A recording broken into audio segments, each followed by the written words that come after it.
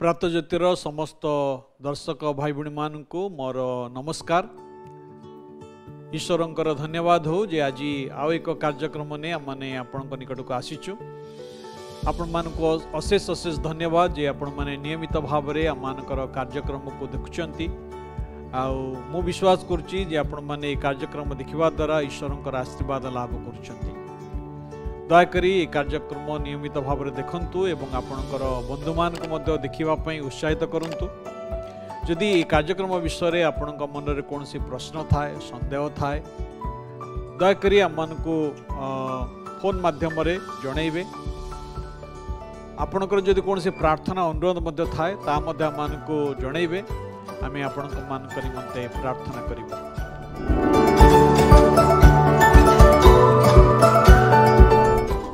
जो प्रसंगर प्रासंगिकता को लोक माने गुरुत्व बोली मने करते नहीं। प्रसंग होची यहा ईश्वर को जानिबारे मोर की लाभ। आमे समस्ते ईश्वर विश्वासी जाति धर्म वर्ण निर्विशेष आमे समस्ते ईश्वर को विश्वास करूँ, ईश्वर को निकट प्रार्थना करूँ, ईश्वर को आराधना करूँ। किंतु आमे कौन ईश्वर को जानू कि एवं ईश्वर को जानिबारे मोर व्यक्तिगत लाभ कौन ना। ईश्वर का वाक्य बाइबल रे आईब पुस्तक तार 22 अध्याय 21 पदरु 29 पद जदि आपण पढ़िबे सेठी आमे जदि ईश्वर को जानिबा से कथा लिखा अछि। जदि आमे प्रकृत ईश्वर को जानिबा तेबे प्रकृत रे जदि जानिबा आ प्रकृत ईश्वर को प्रकृत रे जदि जानिबा तेबे आमे ईश्वरंकर उत्तमता ईश्वरंकर आशीर्वाद एवं ईश्वरंकर लाभ पाई परिबा। आमे जो माने प्रसंग रे जो प्रश्न रे आलोचना करूचु जे ईश्वर को जानिबारे मोर लाभ कौन। हाँ, ईश्वर को जानिबारे आपणकर मोर लाभ अछि। ईश्वर को जानिबा एवं ईश्वर विषय रे जानिबा दुईटी भिन्न विषय। भाई भणी माने ईश्वर को जानिबा एवं ईश्वर विषय रे जानिबा दुईटी भिन्न विषय अटे। कारण ईश्वर विषय रे आमे धर्मशास्त्र मान ठारू बा धर्म गुरु मान ठारू ईश्वर विषय रे किछि किछि आमे जानि थाउ। सेतपई दुई प्रकार ज्ञान आमे देखू। गोटे ज्ञान होची बौद्धिक ज्ञान बा थियोरिटिकल नॉलेज। आ गोटे ज्ञान होची दी एक्सपीरियंस बा अनुभूति संपन्न ज्ञान, अनुभूतिर ज्ञान। तो ईश्वर को जानिबा ता होची गोटे अनुभूतिर विषय। ईश्वर गोटे बहुत दूर नांती से कौन सी तत्व नांती जे तांको आपण से तत्व को पढ़िबे ता द्वारा आपण ईश्वर जानिदेबे ता नुहे। मात्र दिन प्रतिदिन ईश्वर को अनुभव करिबा, ईश्वर जीवन को निज जीवन अनुभव करिबा। ईश्वर तो सर्वशक्तिमान, सर्वज्ञ, सर्वव्यापी, असीम, पराक्रांत परमेश्वर। आमानकर सीमित ज्ञान रे सीमित बुद्धि रे ईश्वर को जानिबा केबे मध्य सहज विषय नुहे, संभव नुहे। जे पर्यंत ईश्वर निजे आपण को आम निकट रे प्रकाश करि नाहंती, जे पर्यंत आमे ईश्वर को निकट को जाइना। सेतपई आइब तार 22 अध्याय 23 पद लिखा अछि, जेबे तुमबे सर्वशक्तिमान के प्रति फेरिबो। जदि आमने प्रभुंक निकट को फेरी आसीबा। जिसाय तार 53 अध्याय 6 पद कथा लिखा अछि, आमे माने समस्ते अर्थात मनुष्य माने मेषगण तुल्य विपथगामी होइअछु, प्रत्येक आपण आपण बाट आड़े फेरिअछु। आमाने समस्त मनुष्य माने पापर प्रलोभन द्वारा ईश्वर ठारू आमे दूर को पलायन करुछु। आमे भावुचु जे आमे जदि ईश्वर पूजा अर्चना करिबु, ईश्वर सेवा करिबु ताहले आमे ईश्वर द्वारा ग्राह्य हबो। किंतु भाई भणी माने ता नुहे। से मेष जेपरी गोठ खंडिया होइकरी हजि जाई थाए सेपरी प्रत्येक मनुष्य आज पापरे हजि जाइछन्ति। सेतपई प्रभु आज आमान कहउछन्ति मो निकट को फेरी आस। जदि आमे तांको निकट को फेरी आसीबा प्रभु को बाकरे एक कथा लिखा अछि। जिसे तार 55 अध्याय 6 एवं 7 पदरे, जे पर्यंत सदा प्रभुंकर उद्देश्य मिलुअछि से पर्यंत तुमने तांकर अन्वेषण कर। जे पर्यंत से निकट अछंती से पर्यंत तांको ठारे प्रार्थना कर। दुष्ट आपणार पथ ଓ ଅଧାର୍ମିକ ଆପଣ ସଂକଳ୍ପ ପରିତ୍ୟାଗ କରୁ ପୁଣି ସେ ସଦାପ୍ରଭୁଙ୍କ ପ୍ରତି ଫେରୁ ତହିଁରେ ସେ ତାହାକୁ ଦୟା କରିବେ ଆଉ ସେ ଆମମାନଙ୍କ ପରମେଶ୍ୱରଙ୍କ ପ୍ରତି ଫେରୁ କାରଣ ସେ ବହୁଳ ରୂପରେ କ୍ଷମା କରିବେ। ଭାଇ ଭଉଣୀମାନେ ଆମମାନଙ୍କର ପ୍ରଭୁ କ୍ଷମା ଦେବା ପାଇଁ ସେ ପ୍ରସ୍ତୁତ ଅଟନ୍ତି। ଆମମାନଙ୍କ ପ୍ରଭୁ ଦୟା କରିବା ପାଇଁ ପ୍ରସ୍ତୁତ ଅଟନ୍ତି। ସେ ଆମମାନଙ୍କର ଅଧର୍ମ ମାର୍ଜନା କରିବା ପାଇଁ ଆମମାନଙ୍କର ପାପ କ୍ଷମା କରିବା ପାଇଁ ବିଶ୍ୱସ୍ତ ଆଉ ନ୍ୟାୟବାନ ପରମେଶ୍ୱର ଅଟନ୍ତି। ସେଥିପାଇଁ ଯଦି ଆମେ ତାଙ୍କ ନିକଟକୁ ଫେରି ଆସିବା, ତାଙ୍କଠାରୁ ଆମେ ପଳାୟନ କରିଛୁ, ଏ ଜଗତର ବିଷୟବସ୍ତୁ ଏ ଜଗତର ପ୍ରଲୋଭନ ଆମମାନଙ୍କୁ ଈଶ୍ୱରଙ୍କ ଠାରୁ ଦୂରକୁ ନେଇଯାଇଛି। ଏବେ ଯଦି ଆମେ ଈଶ୍ୱରଙ୍କୁ ଜାଣିବା ତାହେଲେ ଆମେ ତାଙ୍କ ନିକଟକୁ ଆସିବାର ଆବଶ୍ୟକତା ଅଛି, ତାଙ୍କ ନିକଟକୁ ଫେରିବାର ଆବଶ୍ୟକତା ଅଛି। ଦ୍ୱିତୀୟରେ ତାଙ୍କ ନିକଟକୁ ଯେତେବେଳେ ଆମେ ଫେରି ଆସୁ ସେ 22 ପଦ ଲେଖା ଅଛି ଯେ ମୁଁ ବିନୟ କରୁଛି ତାଙ୍କ ମୁଖ ନିର୍ଗତ ବ୍ୟବସ୍ଥା ଗ୍ରହଣ କର ଓ ତାଙ୍କ ବାକ୍ୟ ଆପଣ ହୃଦୟରେ ସଞ୍ଚୟ କର। ଯେତେବେଳେ ଆମେ ଯୀଶୁଙ୍କ ନିକଟକୁ ଫେରି ଆସିବା, ଈଶ୍ୱରଙ୍କ ନିକଟକୁ ଫେରି ଆସିବା, ଆମେ ତାଙ୍କୁ ଗ୍ରହଣ କରିବାର ଆବଶ୍ୟକତା ଅଛି। ସତ୍ୟତା ଜାଣିବା କେବଳ ଯଥେଷ୍ଟ ନୁହେଁ, ସତ୍ୟତାକୁ ନିଜ ଜୀବନରେ ଗ୍ରହଣ କରିବା ଆବଶ୍ୟକତା ଅଛି। ଉଦାହରଣ ସ୍ୱରୂପ ଯଦି ଆପଣଙ୍କୁ କେବେ ମ୍ୟାଲେରିଆ ହେଇଛି ଆଉ ଆପଣ ମ୍ୟାଲେରିଆ ସମ୍ବନ୍ଧରେ ଜାଣିଲେ ଯେ କ୍ଲୋରୋକୁଇନ୍ ଟ୍ୟାବଲେଟ୍ ଖାଇଲେ ଆପଣ ଭଲ ହେଇଯିବେ, ମ୍ୟାଲେରିଆରୁ ଜ୍ୱରରୁ ଆପଣ ଭଲ ହେଇଯିବେ।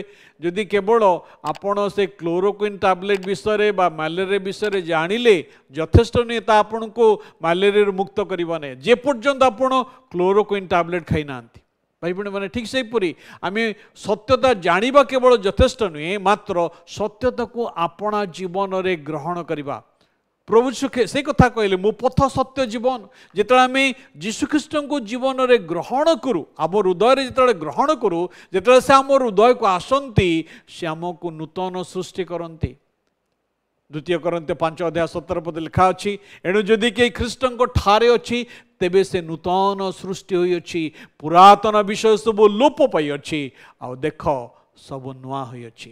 ଆପଣ ଏକ ନୂଆ ବ୍ୟକ୍ତିରେ ପରିବର୍ତ୍ତିତ ହୁଅନ୍ତି। ପ୍ରଭୁ କେବଳ ଆମର ଉଦ୍ଧାରକର୍ତ୍ତା ନୁହନ୍ତି, ମାତ୍ର ସେମାନଙ୍କର ବନ୍ଧୁ ହେଇଯାଆନ୍ତି। ସେଥିପାଇଁ ଯୋହନ ତାର 15:14 ଏବଂ 15 ପଦରେ କଥା ଲେଖା ଅଛି ମୁଁ ତୁମମାନଙ୍କୁ ଯେଉଁ ଆଜ୍ଞା ଦେଉଛି ତାହା ଯଦି ପାଳନ କର ତେବେ ତୁମେମାନେ ମୋର ବନ୍ଧୁ। ମୁଁ ତୁମମାନଙ୍କୁ ଆଉ ଦାସ ବୋଲି କହୁନାହିଁ, କାରଣ କର୍ତ୍ତା କ'ଣ କରନ୍ତି ଦାସ ତାହା ଜାଣେ ନାହିଁ, କିନ୍ତୁ ମୁଁ ତୁମମାନଙ୍କୁ ବନ୍ଧୁ ବୋଲି କହିଅଛି, କାରଣ ମୁଁ ମୋର ପିତାଙ୍କ ଠାରୁ ଯାହା ଯାହା ଶୁଣିଅଛି ସେହି ସବୁ ତୁମମାନଙ୍କୁ ଜଣାଇଅଛି। ଭାଇ ଭଉଣୀମାନେ ଈଶ୍ୱର ଆପଣାକୁ ଆମ ନିକଟରେ ପ୍ରକାଶ କରନ୍ତି। ସେ ଆମ ସହିତ ବନ୍ଧୁତ୍ୱ ସ୍ଥାପନ କରିବା ପାଇଁ ଚାହାନ୍ତି। ସେ ଆମମାନଙ୍କର ଶୁଦ୍ଧକାରୀ ଅଟନ୍ତି, ସେ ଆମମାନଙ୍କର ଯୋଗାଣକାରୀ ଅଟନ୍ତି, ସେ ଆମମାନଙ୍କର ରକ୍ଷାକାରୀ ଅଟନ୍ତି, ସେ ଆମମାନଙ୍କ ଜୀବନକୁ ରକ୍ଷା କରନ୍ତି। ତାଙ୍କୁ ଯେତେବେଳେ ଆମେ ଗ୍ରହଣ କରୁ, ଆମେ ଯେଉଁ ପରିମାଣରେ ତାଙ୍କୁ ଗ୍ରହଣ କରୁ ସେହି ପରିମାଣରେ ଆମେ ତାଙ୍କୁ ଜାଣୁ। ଆମେ ଯେତେ ଅଧିକ ତାଙ୍କ ରବ ଶୁଣିବୁ, ତାଙ୍କ ବାକ୍ୟର ବାଧ୍ୟ ହେବୁ, ଆମେ ସେତେ ଅଧିକ ତାଙ୍କ ଠାରେ ବଞ୍ଚିବୁ। ଆମେ ଯେତେ ଅଧିକ ତାଙ୍କୁ ଜାଣିବୁ ସେତେ ଅଧିକ ତାଙ୍କର ଆଶୀର୍ବାଦକୁ ଆମେ ପାଇପାରିବୁ। ତେବେ ଏବେ ପ୍ରଶ୍ନ, ପୁରୁଣା ପ୍ରଶ୍ନକୁ ଫେରିଯିବା, ତାଙ୍କୁ ଜାଣିବାରେ ଲାଭ କ'ଣ? ତାଙ୍କୁ ଜାଣିବାରେ କେତୋଟି ଲାଭ? ଅନ୍ତତଃ 3ଟି ଲାଭର କଥା ମୁଁ କହିବି। ପ୍ରଥମ ଲାଭ ହେଉଛି ଆମମାନଙ୍କର ଆତ୍ମିକ ଜୀବନ ସୁସଂଗଠିତ ହେବ। ସ୍ପିରିଚୁଆଲ ଲାଇଫ୍, ଆମମାନଙ୍କ ଆତ୍ମିକ ଜୀବନ ସୁସଂଗଠିତ ହେବ, ଆମମାନଙ୍କର ନୈତିକ ଜୀବନ ସୁସଂଗଠିତ ହେବ, ଆମମାନଙ୍କର ବ୍ୟକ୍ତିଗତ ଜୀବନ, ଆମମାନଙ୍କ ପାରିବାରିକ ଜୀବନ ସୁସଂଗଠିତ ହେବ। ଆଜି ଆମେ ଦେଖୁ ଆମମାନଙ୍କ ସମାଜରେ, ଆମମାନଙ୍କ ପୃଥିବୀରେ ଯେ ଲୋକମାନଙ୍କର ସବୁକିଛି ଅଛି, ଟଙ୍କା ଅଛି, ପଇସା ଅଛି, ଘର ଅଛି, ଗାଡ଼ି ଅଛି, କିନ୍ତୁ ଜୀବନ ସୁସଂଗଠିତ ନୁହେଁ। ଜୀବନ ଗୋଟେ କେଓଟିକ୍ ଅବସ୍ଥାରେ ଅଛି। କିନ୍ତୁ ଯେତେବେଳେ ପ୍ରଭୁ ଯୀଶୁ ଆମର ଜୀବନକୁ ଆସିବେ, ଈଶ୍ୱର ଯେତେବେଳେ ଆମ ଜୀବନକୁ ଆସିବେ, ସେ ଆମ ଜୀବନକୁ ସୁସଂଗଠିତ କରିବେ। ଆମେ ଗଠିତ ହେବୁ, ଆମେ ଆତ୍ମିକ ଭାବରେ ବଳିଷ୍ଠ ହେବୁ। Spiritual we will be strengthen. ଏବଂ ଦ୍ୱିତୀୟରେ ଆମେ ତାଙ୍କୁ ଜାଣିବାର ଲାଭ ହେଉଛି ଆମେ ପାପ ଉପରେ ବିଜୟ ଲାଭ କରିବୁ। ପାପ, କୌଣସି ପାପ ଆମକୁ ପରାଜିତ କରିପାରିବ ନାହିଁ। ପାପ ଉପରେ ଆମେ ରାଜତ୍ୱ କରିବୁ, କାରଣ ପବିତ୍ର ଆତ୍ମା ପରମେଶ୍ୱର ଆମ ହୃଦୟରେ ବାସ କରିବେ। ଆମେ ପାପକୁ ଘୃଣା କରିବୁ, କିନ୍ତୁ ପାପୀକୁ ନୁହେଁ। ईश्वर आमर हृदय से प्रवृत्ति देवे से इच्छा देवे जे आमे पाप को घृणा करिवो पापी को नहीं। प्रभु जीशु पाप को घृणा करुथिले किंतु पापी मान को नहीं। भाई भणी माने से पापी मानकर उद्धार करने निमंते जगत को आसिले। से पापी मान को से पापरु उद्धार करी नूतन जीवन देवा निमंते समान को धार्मिक गणित करने निमंते आसिले। आज आपण यीशु को विश्वास करने द्वारा आपण धार्मिक गणित हुन एवं पाप प्रति आमानकर हालुका मनोभाव रहिबनी। अनेक समय आमे पाप प्रति आमानकर हालुका मनोभाव धारण करिथाउ एवं आमानकर आत्मिक जीवन धन्य होता है। आमानकर जीवन ईश्वरंकर आशीर्वाद परिपूर्ण होता है। आपण कौन ईश्वर को जानी से लाभ पाइबा पई चाहती ते प्रभु आपण को डाकुचंती से आशीर्वाद देवाई। आसन प्रार्थना करबा। प्रभु धन्यवाद होचु तुम पवित्र वाक्य निमंते तुमको जानिबा जो अनंत जीवन अटे। प्रभु धन्यवाद होचु तुम्हें आपना को आम ठार प्रकाश करिच आपना वाक्य द्वारा आपना पुत्र द्वारा। प्रभु से धन्यवाद होचु।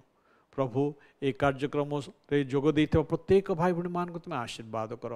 प्रभु जेपरि समाने से अनंत जीवन पाइबे से शांति पाइबे एवं प्रभु समानकर जीवन सुसंगठित हब ये आशीर्वाद तुम्हें दान कर। ये प्रार्थना यीशु नाम उत्सर्ग करुछु आमेन।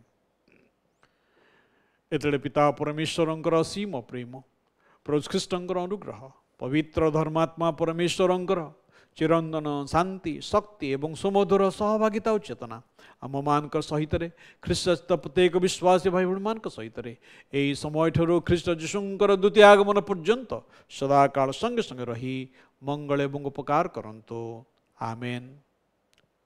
समस्त को नमस्कार। ईश्वर आपण मान को आशीर्वाद करंतु।